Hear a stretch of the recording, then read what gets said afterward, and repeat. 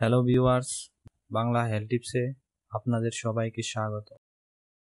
আমাদের আজকের বিষয়, প্রস্রাবের রং দেখে জেনে নিন আপনি কোন রোগে আক্রান্ত।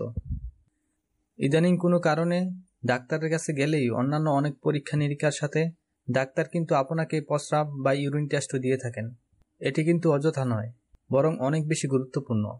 কেননা আপনার দেহের নানা পরিবর্তন বা অসুখের বিষয় ধরা পড়ে আপনার প্রস্রাবের পরীক্ষার মাধ্যমেই। আর আপনি নিজেও কিন্তু ঘরে বসেই জেনে নিতে পারেন অনেক অসুখের অগ্রিম বার্তা। কিভাবে? আপনার প্রস্রাবের রং দেখে নিন আপনার প্রস্রাবের রং কেমন হলে আপনি কোন ধরনের স্বাস্থ্য ঝুঁকিতে রয়েছেন। 1. স্বচ্ছ বা সাদা। আপনার প্রস্রাব যদি হয় স্বচ্ছ বা সাদা পানির মতো, তবে আপনাকে সুস্থই বলা চলে। দেহে পানি শূন্যতা নেই, সুতরাং যে পরিমাণ পানি পান করেন তা আপনার সুস্বাস্থ্য ধরে রাখতে কাজে দিচ্ছে বলাই বাহুল্য। 2. হালকা হলুদ। এটি ততটা ঝুঁকিপূর্ণ নয়, তবে দেহ থেকে টক্সিন বা বিষাক্ত পদার্থগুলো বেরিয়ে যাওয়ার জন্য আরও খানিকটা পানি প্রতিদিন খাবার দরকার আছে আপনার। 3. গাঢ় হলুদ। এর অর্থ আপনার শরীরে যথেষ্ট পানি পাচ্ছে না। আপনার দেহের পানি শূন্যতা রোধে দ্রুত যথেষ্ট পরিমাণ পানি পান করা প্রয়োজন। 4. বাদামি বা কালচে বাদামি।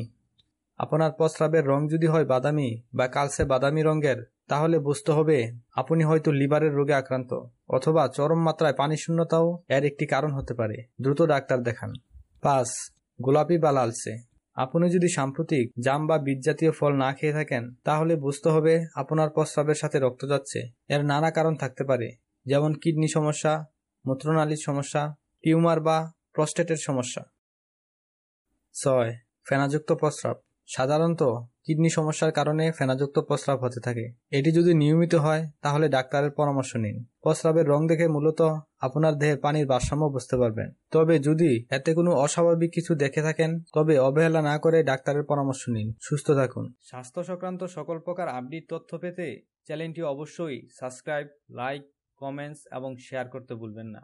এবং নিয়মিত আপডেট পেতে সাবস্ক্রাইব করার পর বেল আইকনে ক্লিক করতে ভুলবেন না। ধন্যবাদ।